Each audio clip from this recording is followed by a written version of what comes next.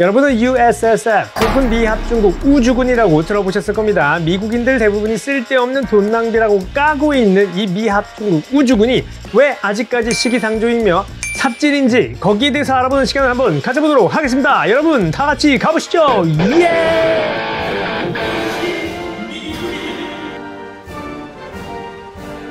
안녕하십니까. 미쿡의 이야기를 맛있게 말아드리는 이것이 미쿡의 다이 제임스입니다. 1961년 구소련의 유인 우주선인 보스토크가 인류 최초의 우주 비행사인 유리 가가린을 싣고 지구를 떠나서 우주 비행에 성공한 이후 미국은 충격에 빠지게 됩니다.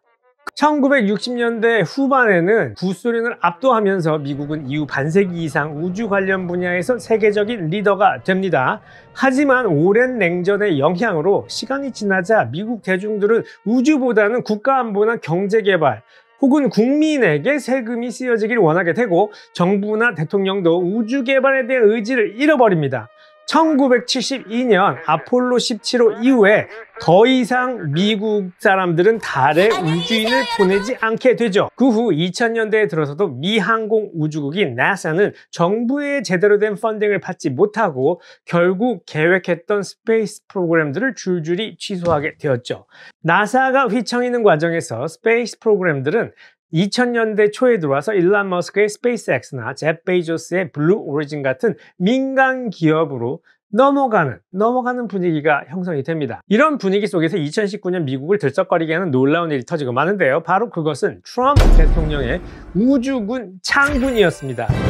자, 우리가 이 창군 배경에 대해서 한번 알아보도록 하죠. 자, 첫 번째로 트럼프 대통령이 이 우주군을 창설한 이유는 무엇보다도 창군이라는 큰 치적을 남기려는 트럼프 대통령의 계산이 일단 밑밥으로 깔려 있습니다. 그리고 일종의 음모론이지만 이 우주군 창군은 우주산업 관련 기업들에겐 떼돈을 벌 수 있는 기회죠. 여기에 대해서 조금 더 설명을 해드리자면 아까 말씀드린 대로 미 정부는 국민의 스페이스 프로그램에 대한 의지 부족으로 인해서 1980년대 이후 미 항공우주국인 나사에 관련한 예산을 지속적으로 줄입니다. 하지만 미국의 스페이스 프로그램은 천조나 된다는 국방비를 마구마구 쓸 수 있는 미 공군을 중심으로 지속적으로 발전해 왔지요. 국민들이 모르게 군사기밀이라는 베일로 가려진 후 지속적인 투자와 발전이 이루어졌던 것입니다.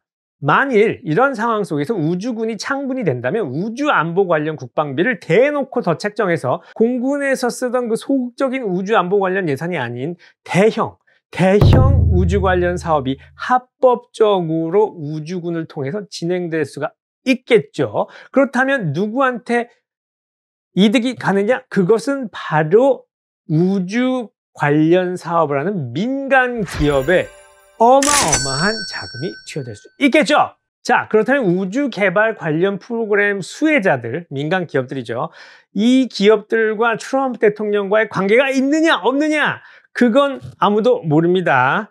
그들만 알겠죠. 하지만 대외적으로 보면 일단 트럼프 대통령은 스페이스X의 일론 머스크하고 매우 친한 것으로 알려져 있죠. 자, 또한 아까 말씀드린 대로 우주 관련 개발 사업에 대해서 미국 국민들이 대부분 굉장히 회의적으로 생각한다고 말씀드렸죠. 그런데 도대체 어떻게 미국 의회가 이 우주군 창군을 승인해 줬을까요? 여기에는 숨겨진 공공연한 비밀이 있습니다. 2015년 러시아는 위성을 관리하는 우주군과 공군을 통합해서 러시아 항공우주군이라고 부르는 군 조직을 창설합니다. 그리고 중국도 같은 해에 전자 네트워크와 사이버 및 우주전 병력을 단일 네트워크로 통합하는 군 개편을 단행하죠. 또한 미국을 놀라게 만들었던 사실은 러시아나 중국은 유인 캡슐을 발사해서 자국의 우주군을 우주정거장으로 보낼 수 있는 능력을 보유하고 있었다는 것입니다. 당시에 미 공군은 실행할 수 없는 일이었죠. 만일 이런 일이 벌어진다면 미국은 그 자체로 어마어마한 피해를 입게 될 것이라는 것을 미국 의회도 인지한 것이죠. 그래서 미국 의회도 트럼프 전 대통령에게 OK 사인을 주게 된 겁니다. 참고로 이 미중러의 영향으로 인해서 프랑스도 공군을 항공우주군으로 바꾸었으며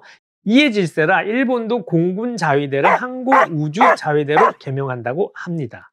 자, 그럼 미합중국 우주군은 미군에게 과연 손해일까요? 이득일까요? 일단 왜 삽질인지부터 한번 알아보시죠. 일단 창설 과정에서 명령 체계부터가 매우 희한하게 되어 있습니다. 사실상 미합중국 우주군은 미합중국 공군의 그 뿌리를 두고 있는데요.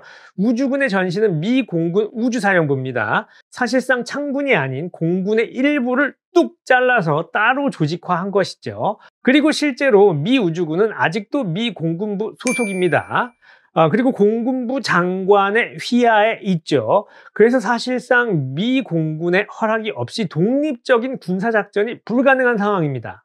또한 우주군은 세금 낭비라는 인식이 강한데요. 창군시 건물이나 시설, 장비들은 공군의 것을 그대로 사용해서 세금을 좀 세이브를 했습니다. 기특해요. 하지만 기존의 공군에서 완벽하게 독립되었다는 것을 보여주기 위해서 쓸데없이 새로운 시스템을 만들게 됩니다. 즉 창군에 들어가는 부수적인 것들, 즉 자체 전투교리, 전담사무군 및 군직원, 특별지원 조직, 그리고 독특한 제복 등등등 새로운 것들이 필요했고 여기에 국민의 혈세 수십억 달러가 그냥 들어가게 됩니다. 여기서 잠깐 재미있는 것은 우주군이 공군의 그늘에서 벗어나기 위해서 한 노력들인데요. 공군에서 병을 가리키는 에어맨을 처음에는 사용을 했었습니다. 하지만 이것을 가디언으로 바꿔서 부르게 되는데요. 이로 인해서 우주군은 Guardians of Galaxy다 라는 밈이 생기게 되죠. 무엇보다도 우스운 것은 군의 마크인데요. 미드 스타트rek에 나오는 우주 탐사단인 스타플릿의 마크 디자인과 굉장히 유사하다는 것입니다. 말씀드린 대로 이 모든 것을 만드는데 국민의 혈세가 마구마구 들어가게 되었고 수많은 밈만 생산을 하게 됩니다. 덕분에 국민들은 즐거웠어요. 또한 무엇보다도 국민들이 걱정하는 것은 미 공군력의 약화입니다. 앞서서 말씀드렸다시피 미 공군은 수십 년 동안 국방비를 이용해서 우주적 역량을 발전시켜 왔어요, 내부적으로. 하지만 그 막강한 힘을 우주군에게 빼앗겨 버렸죠. 이 전력적인 공백은 단기적으로 미 공군력 약화를 가져올 가능성이 많습니다. 현재 우주군은 전신이 미 공군이고 기존에 하던 업무들을 그대로 하고 있기 때문에 전력의 공백을 줄이려고 매우 노력을 하고 있지만 내부적으로는 아직 창군 초기고 새로운 인력을 키우고 시스템을 만들어야 하는 부담 때문에 아무래도 전력 공백이 생길 수 있다는 게 군 전문가들의 걱정입니다. 그래서 이 군 전문가들은 왜 트럼프 대통령이 미 공군을 재편성해서 미 항공우주군을 만들어서 혼란과 혈세 낭비를 피하지 않았는지에 대해서 궁금해하고 있죠. 다른 나라들은 쉬운 길을 가는데 미국 혼자 돈과 시간을 들여서 먼 길로 돌아가는 형세입니다. 그리고 사실 시기상조라는 얘기가 많이 나오고 있는데요. 우주는 사실상 아직 전장이 아닙니다. 우주군은 우주에서의 전투를 상정하고 만들어진 군종입니다. 하지만 현재 우주에서 전투적 역량을 발휘할 수 있는 것은 지구를 공전하고 있는 인공위성이 다죠. 물론 007 영화 문레이커처럼 우주복을 입고 우주를 유영하면서 전투를 수행할 수도 있겠죠. 사실 이 영화가 1979년도 개봉작인데요. 2024년 현재에도 이런 전투적 시나리오의 실행의 가능성은 매우 적습니다. 물론 인공위성들이 무장을 할 수도 있고 지상을 공격할 수도 있습니다만 사실상 인공위성은 아직 공격자에게 반격할 능력이 없으며 사실 제대로 된 능동전투 시스템도 없죠. 그렇기 때문에 미국은 우주 자산에 대한 공격에 대한 군사적 대응이 위성 대 위성이 아닌 보통 대기권 내에서 조치가 취해져야 할 가능성이 큽니다. 미사일을 사용해야 한다는 것이죠, 땅에서. 그렇다면 이것을 담당하는 것은 사실상 우주군보다 많은 미사일 전력을 보유하고 있는 미 공군이 되겠죠.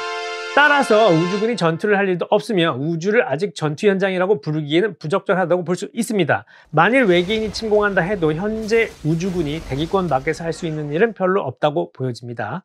자, 긍정적인 측면을 한번 보겠습니다. 아까 말씀드린 대로 막대한 혈세로 미국 민간 우주산업과 기술 발전에 기여하게 될 것이라고 말씀드렸죠. 그리고 현재까지는 시대를 앞서간 신선한 발상이다. 이 정도로 정리할 수 있겠습니다. 자, 그럼 이토록 쓸데없이 국민의 혈세를 쏟아붓고 있는 미 우주군은 과연 무엇을 하고 있을까요? 일단 미 공군 우주방위사령부가 하고 있던 업무를 그대로 이어받아서 하고 있습니다. 일단 군이 주도하는 우주 발사체 관련의 작전을 관리하고요. 실제로 미 공군이 쓰던 화물용 우주 왕복선을 인도를 받아서 운용 중입니다. 또한 그 미 국방부의 인공위성도 제어를 하죠.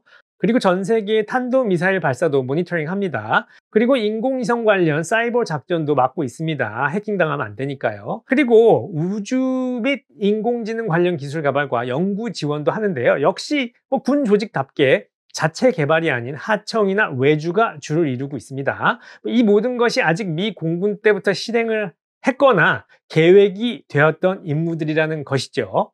즉, 우주군의 우주군만을 위한 새로운 임무는 아직 준비 중이거나 없다라는 것이 정설입니다. 자, 현재 미국인들은 미 합중국 우주군을 어떻게 바라보고 있을까요? 최근 실시한 한 조사기관의 여론조사에 따르면요, 현재 미국인의 약 절반 이상이 국제 우주 경쟁에 대해서 심각하게 우려하고 있다라고 얘기하고 있습니다. 이 조사 결과에 의하면 52%의 미국인들은 중국을 우주 연구 분야에서 미국의 리더십에 대한 중대한 위협, 이렇게 인식을 하고 있고요. 45%는 러시아가 그렇다라고 생각을 하고 있습니다. 또한 미국인의 65% 정도가 우주군의 창군과 존속을 찬성한다고 하는데요. 하지만 일부 여론조사 전문가들은 이 결과가 정확하지 않다고 보고 있습니다. 그 이유는요, 부족한 데이터 때문인데요. 일단 국민들은 우주군의 역할을 몰라요. 뭘 하는지도 모릅니다. 기능도 몰라요. 그리고 얼마나 많은 세금이 들어가는지도 알지 못합니다. 국방비로 다 실드가 되어 있기 때문에. 이런 것들을 무시한 채 65%의 우주군 찬성이다! 이렇게 단정 짓는 것은 무리한 생각이다라는 것이죠. 자, 이 전문가들의 우려를 그대로 보여주는 한 여론조사가 또 있는데요. 이것을 보시면 잘 이해가 되실 거예요. 자, 이 여론조사의 질문은 미국이 향후 우주 개발을 선도해야 하냐 말아야 하냐라고 물은 것입니다. 이 조사 결과에 의하면 미국인들의 약 절반인 50%가 자국이 더 이상 우주 개발을 선도하지 않아도 된다라고 대답했습니다. 놀랍죠? 그리고 43%는 미국이 우주 개발에 참여는 하지만 리더가 될 필요는 없다라고 대답했고요. 7%는 미국이 더 이상 우주 탐사에 참여할 필요가 없다라고 대답했습니다. 즉, 러시아와 중국의 우주 개발과 우주 탐사는 걱정이 되지만 역시 국민의 입장으로 보면 자신들에겐 멀고 먼 이야기라는 말인 것이죠. 하지만 배경이나 현재 상황이 어떻게 되었던 우주군 창설로 인해서 미국은 우주 경쟁에 다시 본격적으로 돌입할 기회를 얻었다고 보시면 되겠습니다. 곧 트럼프 대통령이 돌아옵니다. 그가 돌아왔어요. 예전에 그가 집권 2기에 약속한 것은 우주군을 주방위군 내에 창군시키겠다고 한 공약인데요. 로켓이나 우주장비 같은 천문학적인 돈이 들어가는 우주군을 유지할 수 있는 주가 사실상 얼마나 될지 의문입니다. 창군이 된다 하더라도 그 수준이 매우 낮겠죠. 자, 오늘은 여기까지입니다. 오늘도 즐거우셨다면 구독, 좋아요, 알림 설정 꼭 부탁드리고 다음 영상에서 또 뵙겠습니다. 감사합니다. 꾸벅!